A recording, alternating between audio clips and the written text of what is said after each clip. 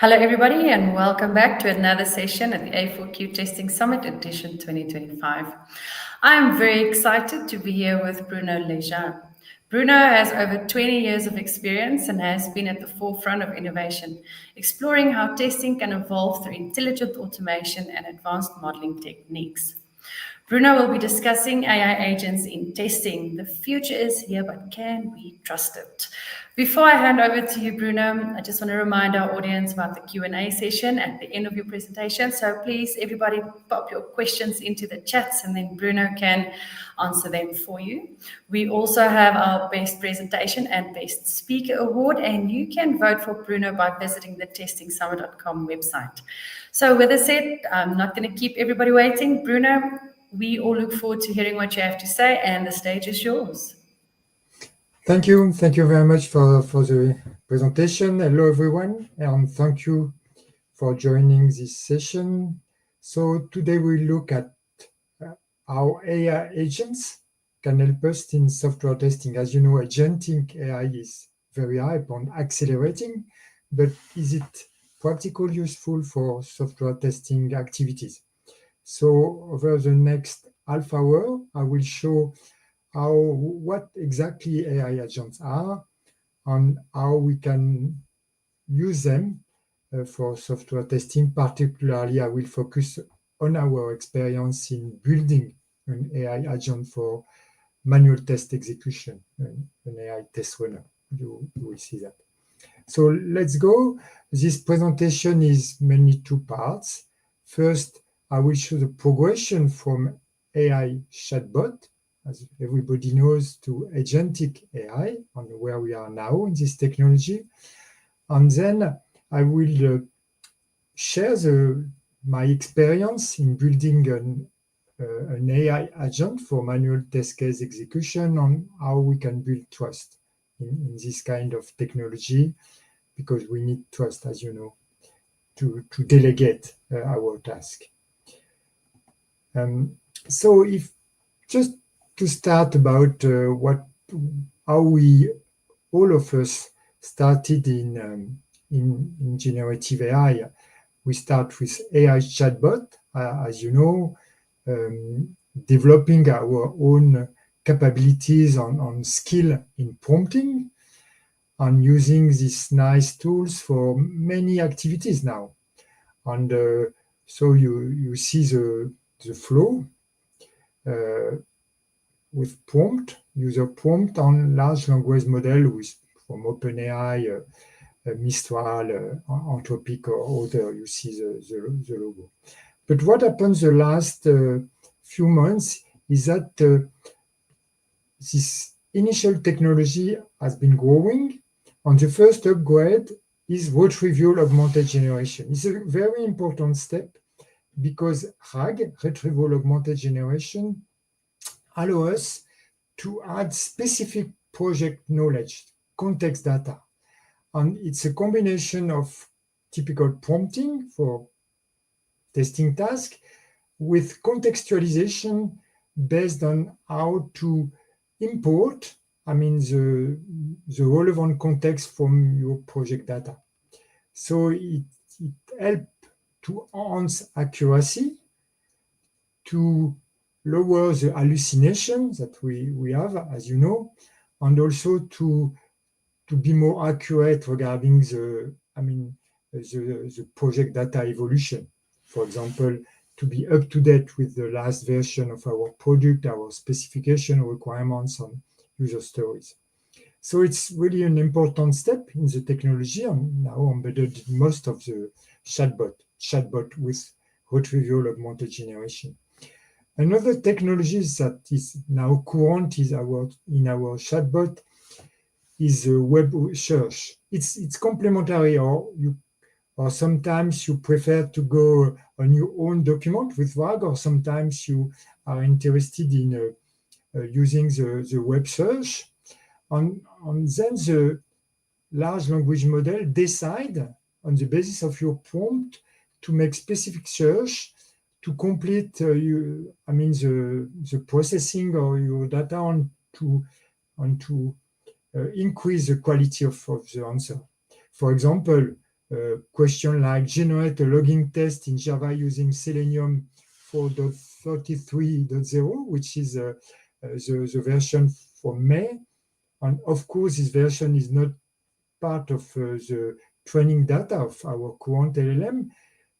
Maybe answered by this web search that will consolidate the information. So it's another technology, another capability that is useful when using a chatbot. And the third one that involves reasoning LLM is deep search. What is deep search? It's not only one web search, it's the capability to iterate search on the basis of thinking chain of thought from the LLM, meaning from the prompt, the LLM plan activities, including some web search on the basis of what have been discovered during the search, replan again in order to complete the complete task or what you have prompted. For example, if you want to collect all the API change log from the last 3 releases based on subject regression test, it's really an interesting capabilities to use this kind of deep search technology. So what is important is really that we have now this kind of reasoning model, not only the previous one, LLM. So LLM with chain of thought capability to plan and to reason. Are this kind of chatbot technologies, including RAG, of course, of web searches and deep searches, useful for testing tasks? Of course, yes. And we, all of us, we are using it, for example, drafting, generating some Gherkin style test casing on the basis of user stories, or summarizing 1,000 lines of stack trace into a paragraph, a clear paragraph of summarization, suggesting boundary values or boundary value data set based on business rule. All of these tasks can be well done by these technologies. But when you want to implement repetitive test tasks, when you want to integrate the LLM processing into your test process, the testing process on the tool chain, and when you are looking for higher degree of automation, Agentic AI is the approach instead of a simple AI chatbot. So what is Agentic AI and how we can use it and implement it in our testing processes? So there is Agentic AI is a kind of concept on architecture. This encompasses several architecture or family of architecture. And the first one is really LLM workflows. It means that you create typically a chain of prompts that helps to deliver a sequence of LLM processing of your data. And of course, the output of one LLM processing is the input of the next one. And this you can, of course, you are access to the LLM using the LLM API, and you can embed this process, this LLM workflow, as part of your testing toolchain. For example, you can start with optimizing the acceptance criteria of user stories, and then you can go to generating some, for example, Gherkin style test cases, and then you can go to generating some automatic test code. And you can define this task, evaluate them, refine, optimize them, but implement them in in your testing process, and is what we call LLM workflows. But there is another family of architecture in agentic AI, what we call AI agent, and where the level of autonomy is higher, and these agents are built to act, not only to transform information, as we have seen before, transforming user story, generating test cases, text to code, for example, but AI agents are built to act, to really act on the system. And from a user task, the idea is really to be able to execute something based on the reasoning capability of the LLM, based on analyzing and perceiving the environment, we see that, and based on some tooling and capabilities to really act on the environment, for example, on your digital application. So both are useful, we will see that, but it's not exactly the same purpose. If we go back to LLM workflows, actually there are various different architecture of workflow. For example, I don't want to go in detail in all this architecture. You can see it, and you can go to this excellent source of LangChain. You can see the tutorial on workflow. But if we have seen this prompt chaining, which is really the basic one, LLM workflow, but the evaluator optimizer is a nice one. Then you have a generator. For example, we may have this Gherkin style test case generator, and you have an evaluator, which is another prompt on another LLM call that make evaluation with a loop, to provide back, what have been discovered by the evaluator in order to optimize and to generate again. And at the end of the day, of course, because you don't want to loop, you want to converge, of course, but you will have more accurate output.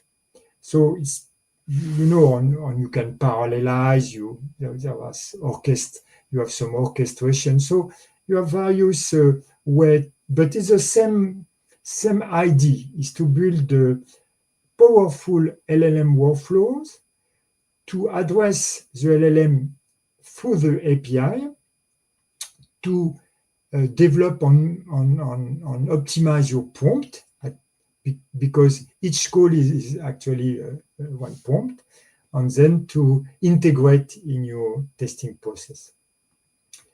So if we compare, the application of these two kind of architecture, LLM workflow and AI agent, is really the level of delegation on the fact that you want with AI agent, and we will go deeper in AI agent, is that the level of delegation is higher, on that you want to really to act, to execute something.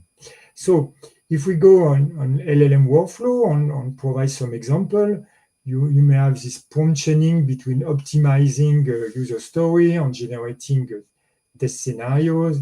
You may analyze a test execution report and then cluster anomalies in a thread. So there are many, really nice automation you can do with this kind of architecture LLM workflows.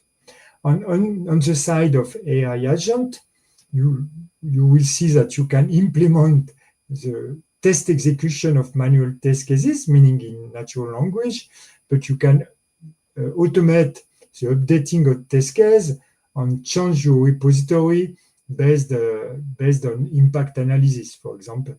So it's really a delegation of complex tasks on that you provide some tools and capability to your AI agent. When you develop an AI agent, which is a generative AI system, you need this, building block, what's so-called augmented LLM. The augmented LLM is actually what an agent needs. Its capability to plan is based on this reasoning LLM, to also analyze where we are and where we want to go to achieve a goal, a task actually. But also you need tools, function calls. You need to be able to select tools to be able to achieve part of the plan. And you need short-term and long-term memory. Short-term to know exactly what have been done on where you are now. On long-term memory to be able to improve your capability on based on what happens before in other run, for example. So if you consider this is really extension, the augmented LLM is really extending, basic LLM with these reasoning capabilities, chain of thought, tooling, and memory. And it's really the basic, the building block of developing such agent. So let's go of the global architecture. Here we have our building block, and from the task you have the planning activity, and you select some tools, you have the memory of what happens, and you may act here. But you have the perception. The idea is that your agent analyze what is the current situation after acting, before and after acting, for the next step. For example, you see on the screen that you have this cookie pop-up with accept of project. And for example, if there is no policy given to the agent will decide, as a human tester will do, to, for example, accept or reject the cookie to continue the plan, for example, executing manual test cases. So what is important is that an AI agent take initiative. Everything is not defined. Some situation appears, but the agent has a capability to reason and to decide what to do. But sometimes it's not possible, don't know what to do, and is why we have this kind of feedback loop on the human in the loop, meaning that the agent may ask the user to solve part of to help for a decision, for example, or to provide that I will provide a demo. I will give a demo just after.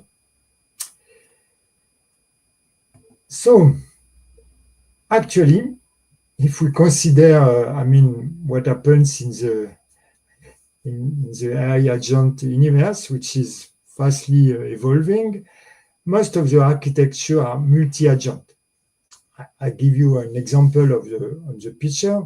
You have the task provided by the user, and here we have two agents, the orchestrator agent that define what to do next, what kind of tool, on request the executor to do it based on what have been defined regarding the current step, and the act, for example, fulfilling or selecting in a drop-down menu or whatever.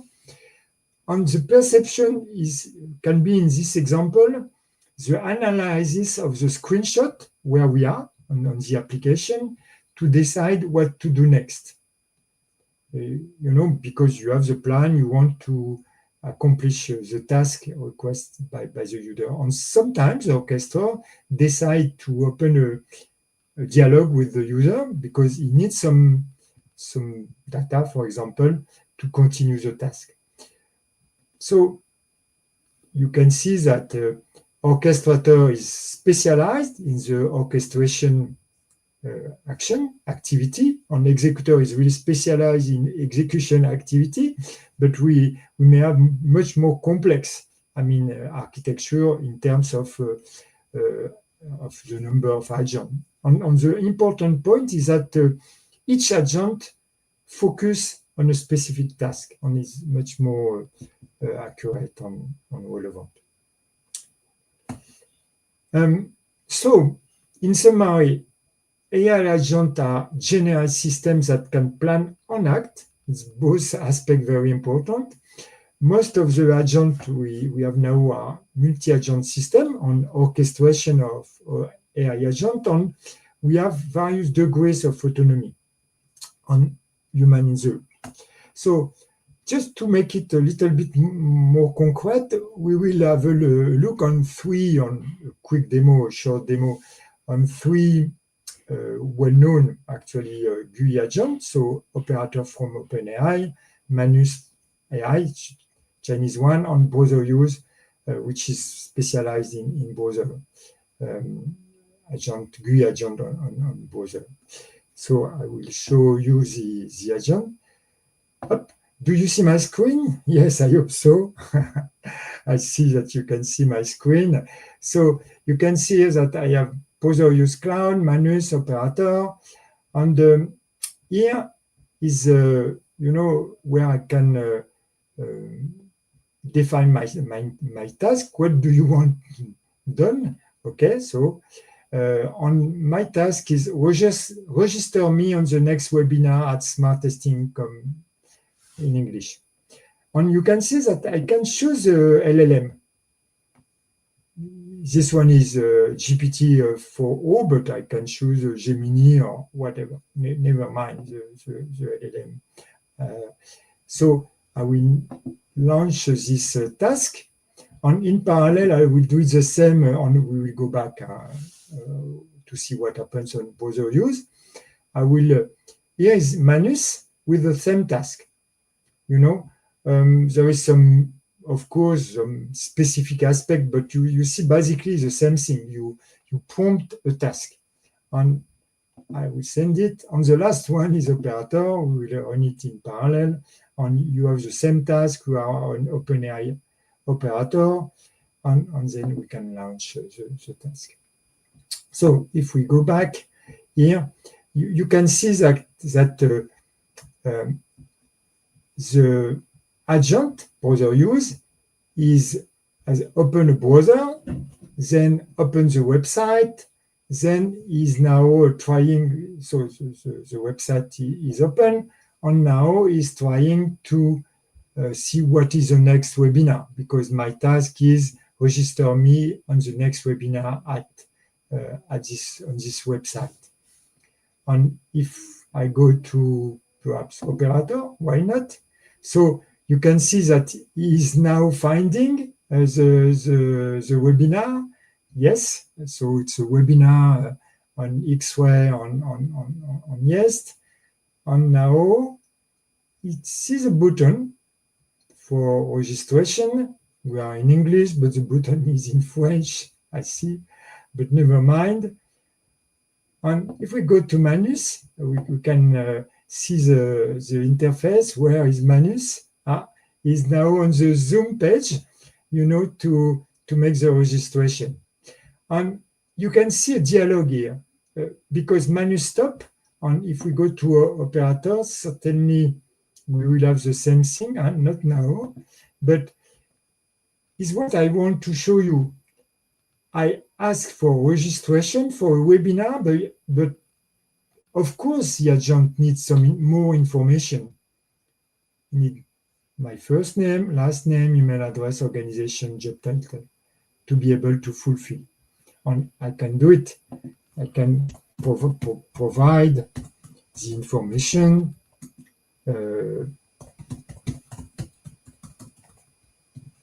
because I want the job to be done.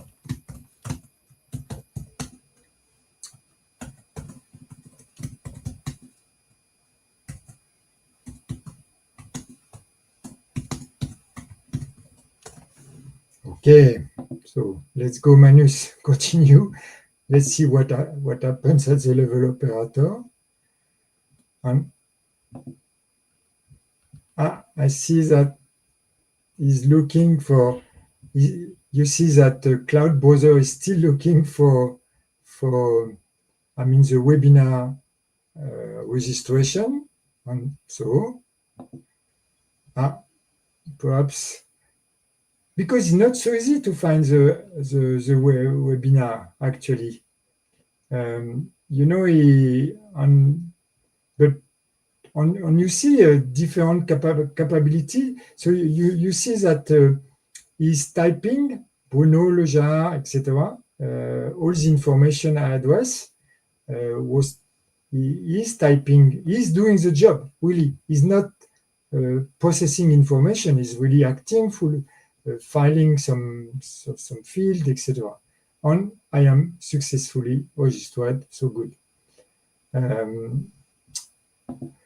But you see, now he knows that my configuration is in French, but you see that operator from OpenAI go to at the same point. He need information, my first name, etc. on address mail. So I will stop here. But you understand what is an agent here. An agent is planning and is acting, and then dialogue with the user when the agent needs some information. So you see that it's interesting for testing. Manus has completed the current task. Okay, Manus, you did this good. Good work. Okay, so I hope it's a little bit more precise now. What is an agent, particularly this kind of agent that we call GUI agents? What you can do with and how it works. Okay, so let's go now in our experience, which is to develop an AI agent for manual test case execution on how we can build trust in this agent. So it's very simple, actually. The goal is to be able to run functional test case specified in natural language, exactly the test case that you can find in any test management tool. We focus on testing through the GUI, functional testing on the GUI. We actually currently focus on web application, but the idea is to address desktop and also mobile, but it's clearly GUI. And what is very important is to be able to provide clear, precise, and of course, consistent test report for each step. So the idea is that this AI test case runner acts as a tester, manual tester, executing a test case. If we go to see a little bit more how it works, so you have the test case. We will do it with this test case. It's a typical test case, and this test case can be in GRX-Ray, in whatever tool you have as a test management. So the agent reads the test case step by step, interprets the test intention, and perform, meaning that going to the application and for each step, check the expected result.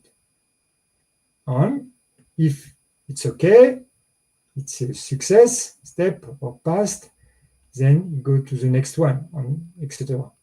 Sometimes, at the end, there is some report to the test analyst, and sometimes there is a need to open a dialogue with the test analyst. So that's the basic idea. Our architecture is a 3-agent architecture, meaning that we have an orchestrator agent, an actor, and an asserter. It's the orchestrator is in charge of managing the progression in the execution of the test case, reading the test action, the expected results, on providing the action to do to the actor. The actor is the one with all the capabilities, the tools to act on the browser, to be able to open a browser, to navigate and to select a drop-down menu or whatever is needed. After a command, after an action, there is a screenshot that is recorded. The screenshot is also passed to the orchestrator. that gives this screenshot to the asserter to check the expected result and to analyze what is the situation with expecting what is expected. And then the orchestrator analyze and decide the step verdict, if the step is passed or failed, or if there is any error. This is a typical architecture, between an actor. But what is important in software testing is to be very, very, very precise when you execute a test case in this assertion phase, because you need to be sure that you avoid any false positive, meaning that you think it's okay, but it's not, regarding the expected result. Let's have a short demo. So if we will have a short demo. We are currently in the development phase, but we develop a demo version to be able to share where we are exactly in this journey. So up, I will go here. So here is the application. It's a demo application actually that mimic an application for classifieds. Here is a test case. You can see we will perform the first test case here. Here we can see an already done execution. This test case is done in success. And we go back here, but we will launch another one here. So to launch an execution, first we have to provide the target, the application you want to test. You have to provide the steps and the expected result. And the easiest way is to make a copy and paste on your steps, and it's done. You can see all the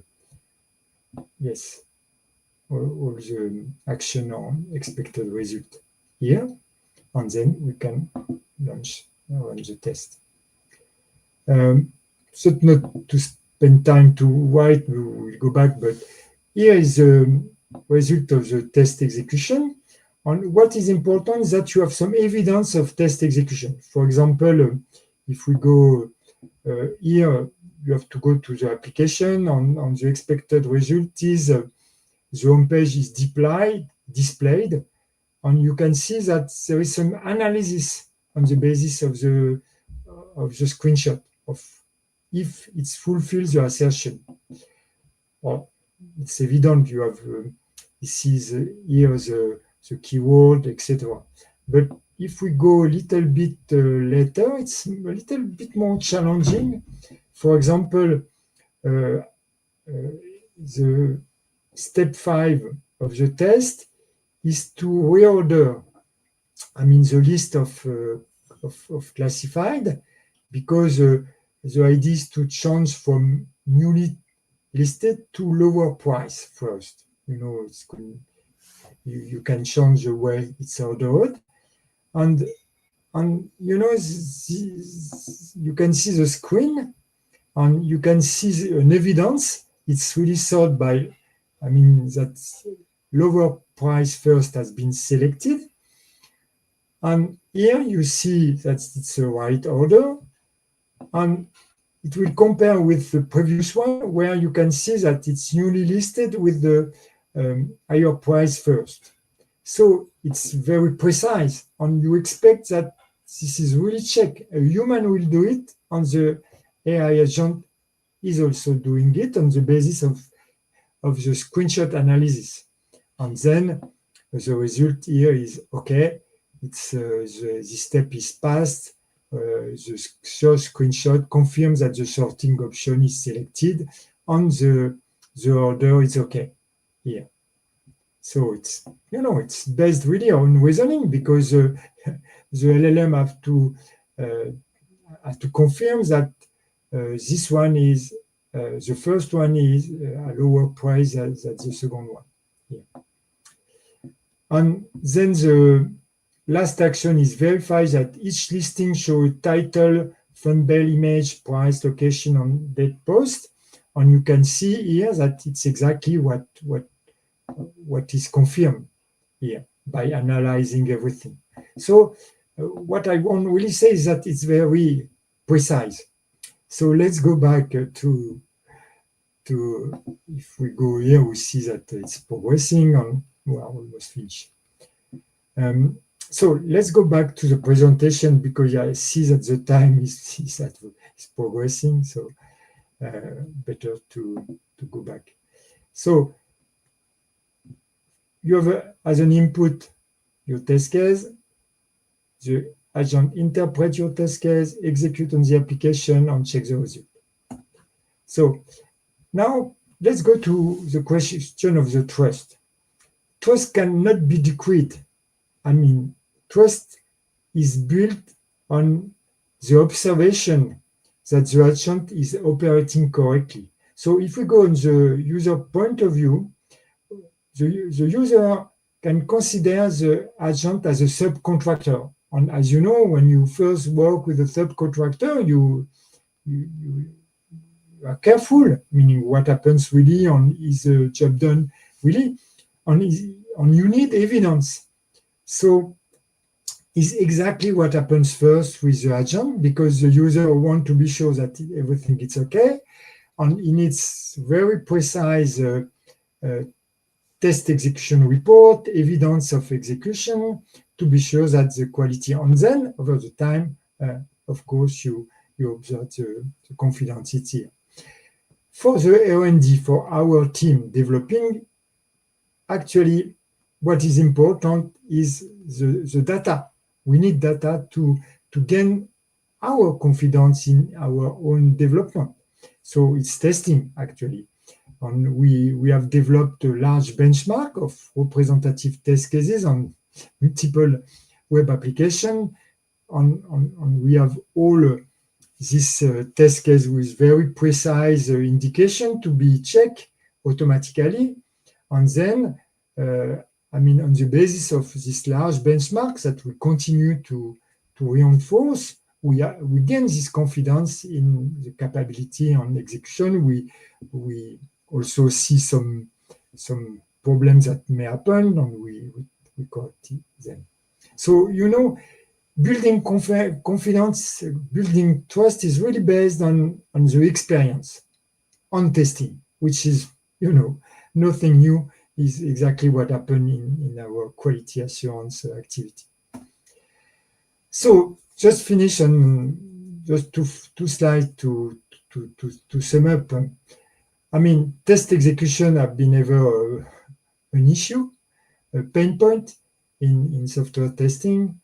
And now, currently, we have mainly two solutions. Either there is this manual testing activity, but you know what it is. It's costly. There is reduced availability of the people on turnaround, etc. Or you can develop some specific automation effort, meaning develop specific testware that can be automated test script, but also low code, no code, everything. But what is important is that you have to develop specific activity. Of course, AI and GenAI will help and is helping, but at the end of the day, when you want specific testware for automation, you need to create it and to maintain it. And we can see that AI agent interpreting functional manual test, it's now a new way.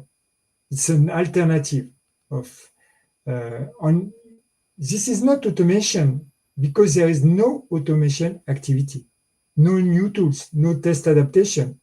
It's exactly the repository as it is, that is interpreted by the agent to run the test. So, where we are here in the technology, and it's really exciting based on, the rapid evolution of the agentic technology in generative AI.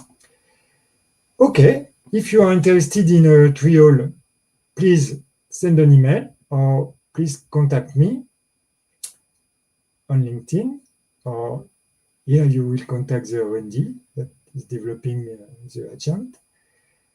And now it's time for question. Thank you, Bruno. That was really a very interesting presentation. I know that I enjoyed it, and I'm sure that everybody that is watching also enjoyed this. So we have a couple of questions, so let's jump into them. I'm sure everybody would love to have some feedback from you. So how do you see the dialogue between the AI agent and the test analyst? Actually, it's a very important aspect of agentic AI. On what is really new, because now we are working with LLMs, with chatbot, we have some prompt, we have some queries. And in this dialogue is the inverse, meaning the agent need help at a time or need more information. And this is the agent that will take the decision to open the dialogue. And you have seen during the registration to the webinar that at the time the agent needs the name and email address, and then he stop working and to say, okay, I need your email and address just to finish the job. And it's exactly how during the testing execution, the agent will stop and say, okay, I need your help for this test case. But what is important is that we think that we can learn from this dialogue. And like a junior is learning from a senior, the next time I will use this learning not to need this help, because I know what you prefer, what you want, and it's part of the knowledge badge that I am constructing as an agent. Thank you so much for that feedback, Bruno. All right, let's have a look at our other questions that we have. Do you think that test agents will replace automation as we know it today? Actually, we don't have the answer yet, but it's I think we have a new capability. On the new capability, we don't know exactly which part of the current automation activity will disappear, but I'm certain that part will disappear. And it's a good news for functional testers, because it means that what is important is the quality of the test case that you give a new agent, and it's in natural language, and it's based on your knowledge of your application, and is exactly what is testing, actually. So I think that will be a new distribution, a new sweet spot for automation and a sweet spot for agentic or AI agent in test execution. Yeah, definitely. All right, let's have a look at another question. Is test data protected when using such an AI agent? Yeah, it's of course a very important question. The answer is yes. There is no training with the data. There is exactly what the companies are doing with the LLMs. They have guarantee on the contract. They have procedure to be sure that the company protection data. So it's exactly the same. Actually, it's exactly the same usage on condition on restrictions that we need for agents that we have for chatbot. Actually, yeah. Yeah. Well, thank you, Bruno. We are then coming to the end of this session. And if you have any additional questions, please pop them in the chat. We can pass it along to Bruno and he can answer them for you and give you a little bit more insight. And then we also want to inform you that all the presentations and this presentation will be available to rewatch on all our social media channels, as well as the testingsummit.com website. And then lastly, please remember to vote for this presentation and for Bruno by visiting the testingsummit.com website, going to his landing page and submitting your votes over there. We will be announcing it very soon. So thank you for everybody that's attended this session, everybody that's attended the Testing Summit this entire day. And Bruno, thank you for you. Thank you for sharing Thank your you, valuable Nami. information. I'm sure that everybody has learned a lot, and this was quite interesting. So have a lovely rest of your day, and we look forward to seeing some of our attendees in our next session that we have. Thank you. Thank Bye-bye. you, all of you. Bye.